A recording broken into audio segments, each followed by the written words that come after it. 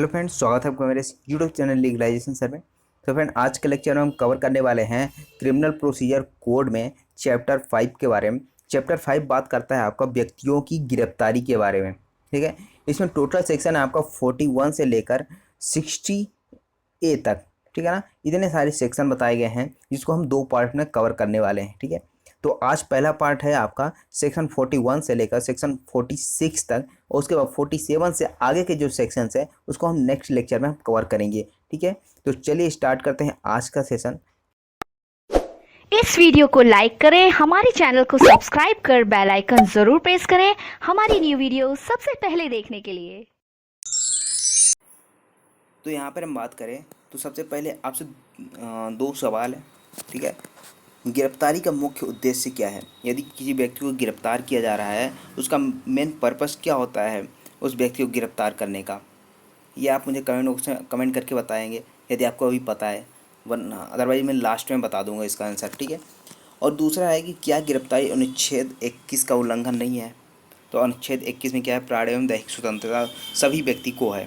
ठीक है ना, तो यहाँ पर अनुच्छेद 21 का उल्लंघन नहीं है क्या किसी व्यक्ति को गिरफ्तार किया जाना? तो यहाँ पे यदि विधि के अधीन यदि कोई गिरफ्तारी की जा रही है तो यह आपको अनुच्छेद 21 का उल्लंघन नहीं माना जाएगा। ठीक है, तो यहाँ पर उसके बाद है सेक्शन 41, पुलिस वारंट के बिना कब गिरफ्तार कर सकती है?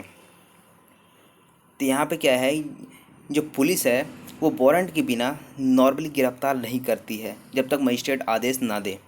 लेकिन जब संज्ञेय अपराध होता है तब वहाँ पर वारंट के बिना भी गिरफ्तार किया जा सकता है। तो यहाँ पर यही बताया गया है। तो सबसेक्शन 1 क्या कहता है? कोई पुलिस अधिकारी मजिस्ट्रेट के आदेश के बिना और वारंट के बिना किसी ऐसे व्यक्ति को गिरफ्तार कर सकता है। ठीक है, तो यहाँ पर क्या है, जब तक नॉर्मली मजिस्ट्रेट आदेश नहीं देता तब तक यहाँ पे गिरफ्तार नहीं किया जाता। लेकिन यहाँ पे कुछ कंडीशंस बताई गई हैं जिसमें मजिस्ट्रेट के आदेश के बिना और वारंट के बिना भी यहाँ पे किसी व्यक्ति की गिरफ्तारी की जा सकती है। लेकिन किन कंडीशन में, आइए देखते हैं। तो जो किसी पुलिस अधिकारी की उपस्थिति में संज्ञेय अपराध करता है, यदि कोई व्यक्ति किसी पुलिस ऑफिसर के समक्ष कोई ऐसा संज्ञेय अपराध करता है, कॉग्निजेबल ऑफेंस करता है, तो उसको बिना वारंट के ही गिरफ्तार किया जा सकता है। उसके बाद नेक्स्ट है आपका, जिसके विरुद्ध कोई युक्तियुक्त परिवाद किया गया है या कोई विश्वसनीय सूचना प्राप्त हुई है या युक्तियुक्त संदेह विद्यमान है कि उसने ऐसी अवधि के कारावास से दंडनीय संज्ञेय अपराध कारित किया है जो 7 वर्ष तक हो सकती है, चाहे जुर्माने सहित हो या जुर्माने के बिना हो, ये निम्न शर्तों का समाधान कर दिया जाता है। अब यहाँ पे क्या है कि यदि मान लीजिए किसी व्यक्ति को गिरफ्तार किया जाना है और जिसके खिलाफ क्या किया गया है, परिवाद किया गया है, कंप्लेंट की गई है। कंप्लेंट किससे की जाती है? मजिस्ट्रेट से की जाती है। या फिर यदि कोई ऐसी सूचना प्राप्त हुई, विश्वसनीय सूचना प्राप्त हुई है या युक्तियुक्त ऐसा संदेह है, डाउट है कि किसी ऐसे व्यक्ति ने कोई संज्ञेय अपराध कारित किया हो और वह अपराध कितने वर्ष के पनिशमेंट के लिए है? 7 वर्ष तक के कारावास से दंडनीय है। चाहे अब वह जो पनिशमेंट है अब वो चाहे जुर्माने सहित हो, ठीक है ना, जो अपराध किया है जुर्माने सहित 7 वर्ष के कारावास से या जुर्माने के बिना हो। यदि निम्न शर्तों का समाधान कर दिया जाता है तब वहाँ पर उसको गिरफ्तार किया जा सकता है वारंट के बिना भी।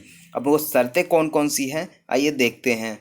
तो शर्तें हैं, फर्स्ट है, ऐसे परिवाद, सूचना या संदेह के आधार पर पुलिस अधिकारी का विश्वास करने का कारण है कि ऐसे व्यक्ति ने उक्त अपराध किया है। ठीक है ना, तो उसमें जो परिवाद किया गया है, ठीक है, या फिर सूचना या संदेह के आधार पर पुलिस अधिकारी को यह विश्वास करने का कारण हो जाता है, रीजन टू बिलीव है पुलिस ऑफिसर को कि ऐसे व्यक्ति ने जो उपरोक्त अपराध बताए हैं 7 वर्ष तक के कारावास से दंडनीय कोई अपराध उसने किया है, संज्ञेय अपराध, तब वहाँ पर उसकी गिरफ्तारी की जा सकती है। और दूसरी शर्त यह है कि पुलिस अधिकारी का समाधान हो जाता है, ठीक है, उसको बिल्कुल कंफर्म हो जाता है कि ऐसे व्यक्ति की गिरफ्तारी जो है वो आवश्यक है। और जो गिरफ्तारी आवश्यक क्यों है कि ऐसे व्यक्ति को ऐसे और किसी अपराध को कारित करने से निर्वाहित करने के लिए, कि यदि मान लीजिए उस व्यक्ति को गिरफ्तार नहीं किया जाता है तो हो सकता है कोई अन्य अपराध भी कर दे।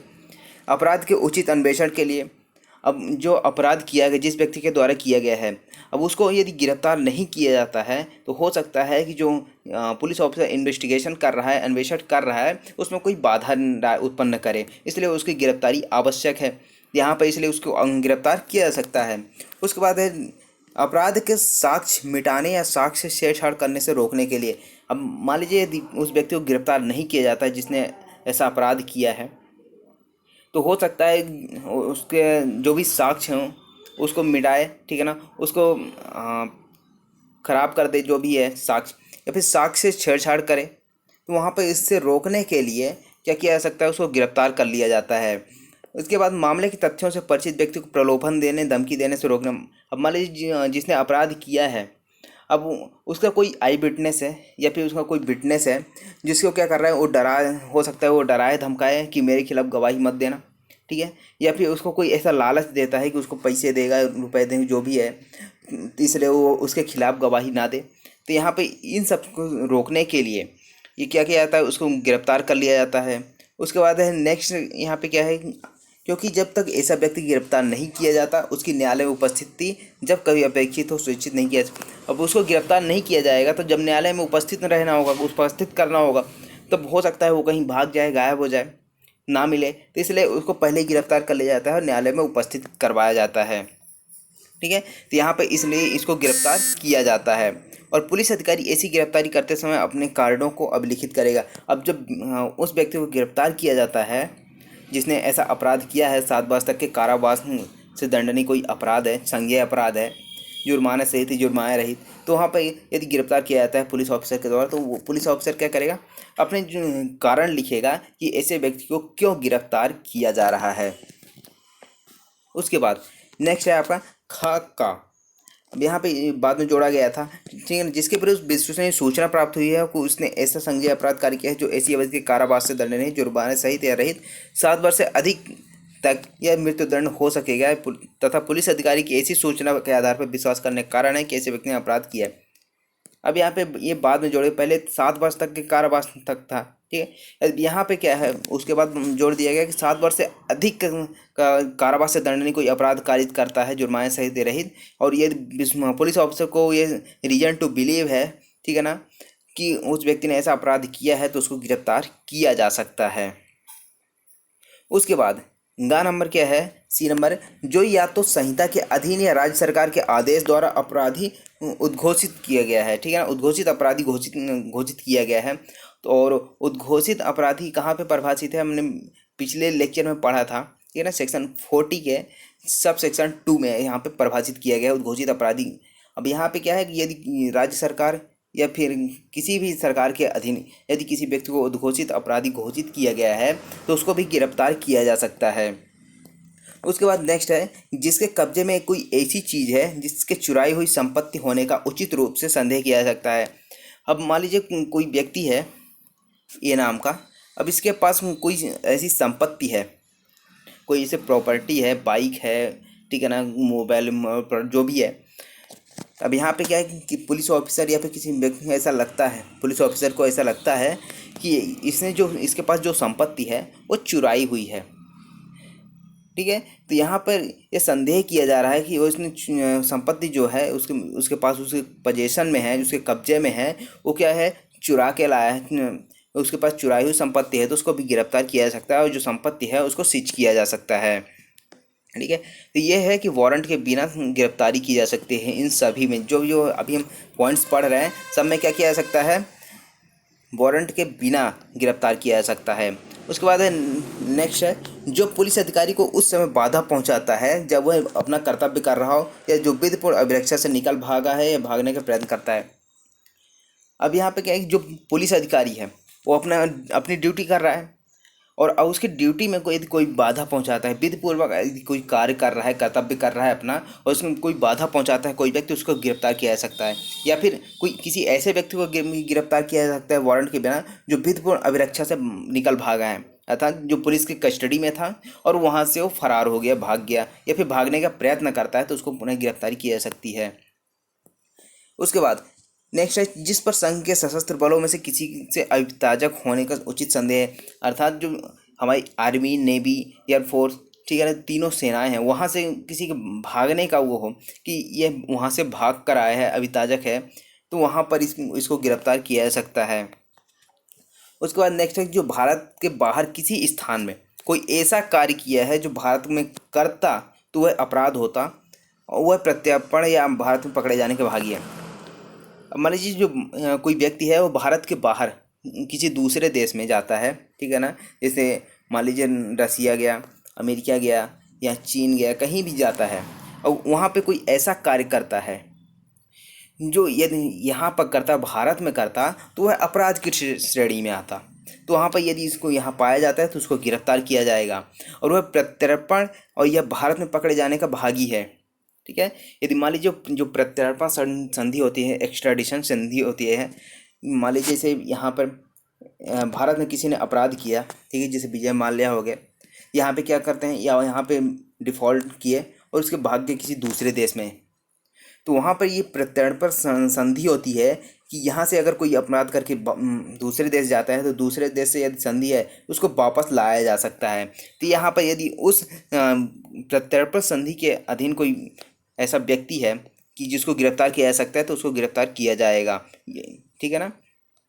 उसके बाद नेक्स्ट है जो छोड़ा गया सिद्ध दोष होते हुए 356 के उधार 5 के अधीन बनाए गए नियम के भंग करता है। अब यहाँ पे सेक्शन 356 को सब सेक्शन 5 को हम तब पढ़ेंगे जब यहाँ यह सेक्शन पढ़ेंगे, ठीक है। तो यहाँ पे यदि मान लीजिए किसी व्यक्ति को उसको दोष सिद्ध किया गया है, ठीक है, फिर भी उसको जैसे आपने पढ़ा होगा CRPC में सेक्शन 106 107, तो वहाँ पर क्या है कि परिशांति कायम करने के लिए उसकी प्रतिभूति ली जाती है, उसको छोड़ दिया जाता है और कुछ नियम के तहत छोड़ा जाता है कि यदि आपने ऐसे नियम को तोड़ा तो हम फिर से गिरफ्तार किया जा सकता है। तो यहाँ पर वही चीज़ बताया गया, सिद्ध दोष होते हुए भी यदि किसी व्यक्ति को छोड़ा गया है और वो जो भी नियम है यदि उसको भंग करता है तो वहाँ पर उसको पुनः गिरफ्तार किया जा सकता है।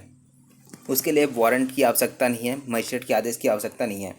उसके बाद नेक्स्ट है जिसकी गिरफ्तारी के लिए किसी अन्य पुलिस अधिकारी से लिखित या मौखिक अपेक्षा प्राप्त हो चुकी है, अर्थात किसी अन्य पुलिस अधिकारी से, किसी दूसरे पुलिस थाने का है, किसी भी दूसरे राज्य का है, कहीं से भी ऐसा यदि लिखित या मौखिक आदेश प्राप्त हुआ है कि इस व्यक्ति को गिरफ्तार किया जाना है, ये कहीं भी देख मिले इसको गिरफ्तार किया जाए, तो वहाँ पर भी उसको गिरफ्तार किया जा सकता है, ठीक है। उसके बाद सेक्शन 41C में, ठीक है ना, A B इतना इम्पोर्टेंट नहीं था इसलिए मैंने यहाँ पे लिखा नहीं है। सेक्शन 41C में क्या है कि जिलों में नियंत्रण कक्ष स्थापित करना, जो कंट्रोल रूम स्थापित किए जाते हैं ना, वो इसी सेक्शन के तहत यहाँ पे स्थापित किए गए हैं। तो राज्य सरकार प्रत्येक जिले में तथा राज्य स्तर पर एक नियंत्रण कक्ष स्थापित करेगा, कंट्रोल रूम स्थापित करेगा। तो यहाँ पे पावर किसके पास है, कंट्रोल रूम स्थापित करने के राज्य सरकार के पास है। और राज्य सरकार कहाँ पे कर सकती है, प्रत्येक जिले में भी कर सकती है और राज्य स्तर पर भी कर सकती है। तो यहाँ पे ये हेडिंग काफ़ी इंपॉर्टेंट है कि जिलों में नियंत्रण कक्ष स्थापित करने का जो प्रावधान है वो कहाँ पर बताया गया है, वो बताया गया आपका सेक्शन 41C में, अर्थात धारा 41 में। और कौन स्थापित करेगा, यहाँ पे स्टेट गवर्नमेंट स्थापित करेगी। उसके बाद नेक्स्ट आता है आपका 41D, अर्थात सेक्शन धारा 41 परिप्रश्नों के दौरान गिरफ्तार व्यक्ति का अपने पसंद के अधिवक्ता से मिलने का अधिकार। यदि किसी व्यक्ति को गिरफ्तार किया गया है तो उसका यह राइट है, यह अधिकार है कि उसका जो भी वकील है उसके पसंद का उससे मिलने दिया जाए, ठीक है ना। उसका अधिकार है कि वो अपने पसंद के अधिवक्ता से मिल सकता है, कंसल्ट कर सकता है। उसके बाद नेक्स्ट है आपका सेक्शन 42। सेक्शन 42 क्या बात करता है, नाम और निवास बताने से इनकार करने पर गिरफ्तारी। यहाँ पे पहला सब सेक्शन क्या बताया गया, जब कोई व्यक्ति जिसने पुलिस अधिकारी की उपस्थिति में असंज्ञेय अपराध किया गया है, ठीक है ना। यहाँ पे क्या है, असंज्ञेय अपराध के बारे में सेक्शन 41 में संज्ञेय अपराध के बारे में बात किया गया था, लेकिन यहाँ पे असंज्ञेय अपराध के बारे में बात किया गया है कि किसी व्यक्ति ने यदि पुलिस ऑफिसर के समक्ष असंज्ञेय अपराध किया है, नॉन कॉन्ग्रेमेबल ऑफेंस किया है, या जिस पर पुलिस अधिकारी की उपस्थिति में असंज्ञेय अपराध करने का अभियोग लगाया गया है कि इसने ऐसा अपराध किया है और पुलिस ऑफिसर को लगता है कि इसने असंज्ञेय अपराध किया है, उस अधिकारी की मांग पर अपना नाम और निवास स्थान बताने से इनकार करता है और ऐसा नाम या निवास मिथ्या बताता है, तब वह अधिकारी गिरफ्तार। यदि मान लीजिए कोई ऐसा व्यक्ति है जिसने पुलिस ऑफिसर के समक्ष क्या किया है, असंज्ञेय अपराध कारित किया है, ठीक है ना, ये नाम का व्यक्ति है, असंज्ञेय अपराध कारित किया पुलिस ऑफिसर के समक्ष, या फिर कुछ लोग आए जो ए पर ये आरोप लगाते हैं कि इसने ऐसा अपराध किया है जो असंज्ञेय है, ठीक है ना, पुलिस ऑफिसर से ऐसा कहते हैं, तो पुलिस ऑफिसर को यदि उससे पूछेगा नाम, निवास स्थान, सब कुछ पूछेगा ए से। अब ये जो ए है ये अपना नाम, निवास नहीं बताता है, ये गलत बताता है, मिथ्या बताता है, तब यहाँ पे पुलिस ऑफिसर क्या कर सकता है, इसको गिरफ्तार कर सकता है। उसके बाद इसका सब सेक्शन थर्ड क्या कहता है, सेकंड इतना इम्पोर्टेंट नहीं था इसलिए, ठीक है ना। तो यदि गिरफ्तारी के समय 24 घंटे के अंदर ऐसे व्यक्ति का सही नाम निवास अनिश्चित नहीं किया जा सकता। यदि मान लीजिए जो एक को गिरफ्तार किया गया था, 24 घंटे के अंदर यदि उसका सही नाम निवास स्थान पता नहीं किया जा सकता है, ठीक है, या फिर वह बंद पत्र निष्पादित करने या अपेक्षित करने के पर्याप्त प्रतिभूत देने में असफल रहता है, तो वह अधिकारिता रखने वाले निकटतम मजिस्ट्रेट के पास तत्काल भेज दिया जाएगा। जो पुलिस ऑफिसर ने उस व्यक्ति को गिरफ्तार किया है, यदि मान लीजिए 24 घंटे के अंदर उसका सही नाम निवास स्थान नहीं पता कर सकता है, या फिर जिस व्यक्ति को गिरफ्तार किया गया है वो पर्याप्त प्रतिभू अर्थात जिसमें बॉन्ड्स रखे जाते हैं, सिक्योरिटी रखवाए जाते हैं, वो रखने में असफल रहता है, तो पुलिस ऑफिसर क्या करेगा, अधिकारिता रखने वाले जो भी निकटतम मजिस्ट्रेट होगा उसको भेज दिया जाएगा, ठीक है ना। उसके बाद उसका ट्रायल वगैरह जो भी है सारी प्रोसीडिंग चलेगी। उसके बाद सेक्शन 43। अब यहाँ पे बताइए, क्या कोई प्राइवेट व्यक्ति भी गिरफ्तार कर सकता है? जैसे मान लीजिए कोई आम जनता है, आप ही, ठीक है ना, कोई भी व्यक्ति किसी भी व्यक्ति को गिरफ्तार कर सकता है, बिल्कुल कर सकता है। तो यहाँ आपकी राइट कहाँ से मिला है, सेक्शन 43 ऑफ CRPC से। तो यहाँ पे क्या बताया गया है कि कोई प्राइवेट व्यक्ति किसी ऐसे व्यक्ति को जो उसकी उपस्थिति में अजमानती और संज्ञेय अपराध, इसको हाईलाइट करिएगा, यहाँ पे क्या बताया जाएगा, अजमानती और संज्ञेय अपराध कारित करता है, या फिर किसी उद्घोषित अपराधी को गिरफ्तार कर सकता है या गिरफ्तार करवा सकता है। अर्थात उद्घोषित का मतलब यदि किसी राज्य सरकार, पुलिस ऑफिसर या किसी न्यायालय के द्वारा उसको उद्घोषित अपराधी घोषित कर दिया गया है कि भगौड़ा है, ठीक है ना, उसको गिरफ्तार कहीं भी दिखे उसको सूचना दी जाए निकटतम पुलिस थाने को, या फिर गिरफ्तार किया जाए। तो यहाँ पर क्या है कि यहाँ पर जो प्राइवेट व्यक्ति है, कोई आम जनता है, उसको गिरफ्तार कर सकती है और अनावश्यक विलंब के अर्थात किसी भी बिना देरी किए हुए वो निकटतम जो पुलिस थाना होगा, पुलिस अधिकारी होगा, उसके हवाले कर देगा, या फिर पुलिस अधिकारी की उपस्थिति में ऐसे व्यक्ति को निकटतम पुलिस थाने ले जाएगा। यदि मान लीजिए पुलिस ऑफिसर वहाँ पर उपस्थित नहीं है तो क्या करेगा, निकटतम थाने पर ले जाएगा उस व्यक्ति को। तो यहाँ पे इम्पोर्टेंट क्या है कि जो प्राइवेट व्यक्ति की गिरफ्तारी की जा रही है और जो अपराध है, किस अपराध में, अजमानती और संज्ञेय अपराध में गिरफ्तार किया जा रहा है। यहाँ पर क्या किया जा सकता है, अजमानती और संज्ञेय अपराध में गिरफ्तारी की जा सकती है किसी भी प्राइवेट व्यक्ति के द्वारा यदि उसकी उपस्थिति में ऐसा अपराध किया जाता है, ठीक है, और बिना विलंब किए, ठीक है ना, बिना देरी किए पुलिस अधिकारी के हवाले करेगा उस व्यक्ति को। उसके बाद नेक्स्ट है आपका सेक्शन 44, मजिस्ट्रेट द्वारा गिरफ्तारी। मजिस्ट्रेट भी क्या कर सकता है, गिरफ्तार किया कर सकता है या फिर करवा सकता है किसी व्यक्ति को यदि उसके समक्ष कोई अपराध किया जाता है। तो यहाँ पे क्या है, जब कार्यपालक या न्यायिक मजिस्ट्रेट की उपस्थिति में उसकी स्थानीय अधिकारिता के अंदर कोई अपराध किया जाता है, तब वह अपराधी को स्वयं गिरफ्तार कर सकता है, ठीक है ना। जो मजिस्ट्रेट है, कार्यपालक मजिस्ट्रेट या न्यायिक मजिस्ट्रेट, वो स्वयं गिरफ्तार कर सकता है या फिर उसको गिरफ्तार करने के लिए किसी व्यक्ति को आदेश दे सकता है। और तब जमानत के बारे में इसमें अंतर्विष उपबंधों के अधीन रहते हुए अपराधी को अपेक्षा के लिए सुपुर्द किया जाएगा। तो यहाँ पर ये तो हो गया आपका प्राइवेट व्यक्ति के द्वारा गिरफ्तारी 43 में, और 44 में है आपका मजिस्ट्रेट के द्वारा गिरफ्तारी। आप यहाँ मजिस्ट्रेट दोनों है, चाहे कार्यपालक मजिस्ट्रेट हो या फिर न्यायिक मजिस्ट्रेट, दोनों मजिस्ट्रेट के यहाँ पे पावर्स दी गई है।